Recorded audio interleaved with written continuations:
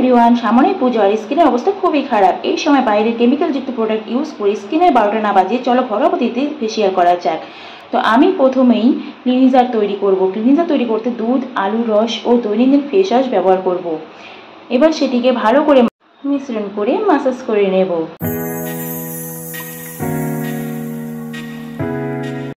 তো দেখতেই পারছো ফার্স্ট স্টেপেই আমার মুখটি কীরকম ক্লিন লাগছে। তো 2 নাম্বার স্টেপ, একটি স্ক্রাব তৈরি করবো। এতে আলু, চিনি ও দুধ দিয়ে ভালো করে মিশ্রণ করে মাসাজ করে নেব।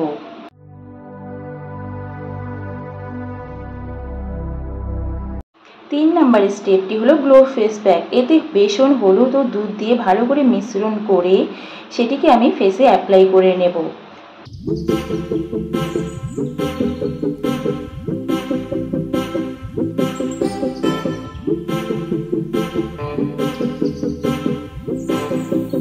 তো তোমরা দেখতেই পারছো মুখে কিরকম গ্লো চলে এসেছে, পুরো স্কিন নরম ও গ্লোয়িং করছে। তো তোমরাও এই পুজো অবশ্যই ট্রাই করো।